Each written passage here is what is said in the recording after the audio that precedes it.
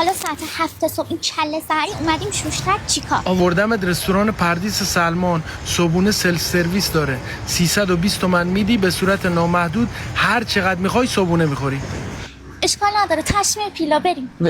میگن بیش از 40 تا آیتم صبحونه مختلف داره.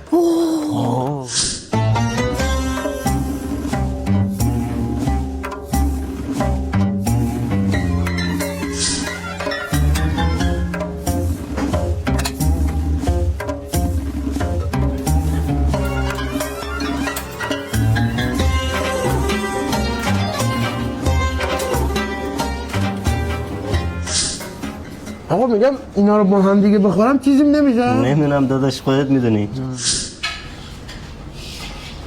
آقا یه لحظه بفرمایید.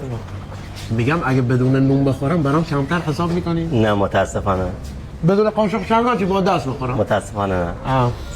گفتید برای زیر 6 سال رایگانه؟ بله بله. اتفاقا منم تازه شده 5 سال و نیمم. شناسنامه‌مو یکم زود گرفتم، 32 سال زود گرفتم. عذرخواهی میکنم، هیچ راهی ندارم. از این بندری های آملت و یکم فرنی و کیک و پیاز و کت سبزی و پنیر قطعی کسی میخوام ببرم. عذرخواهی میکنم، سلف سرویس به صورت نامحدود میتونیم برداریم ولی بیرون بر نداریم. بابا نمیشه، الان اینجا رو به هم میریزم. بابا جمع کنید.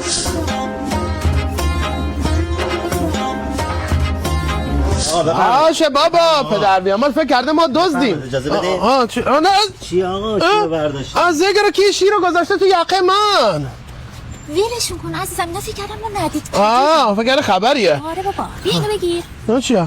برات کلوچه آوردم از داخل، بخوری یه وقت فشارت نیفته. خیلی اذیت شد. از زگر این داخل دزدی. میری بعد 3 روزم غذا خوردم. عزیزم فضاش هم خیلی قشنگه، فقط دل کرده نسلاخی. چی میگی؟ اونجا نوشته.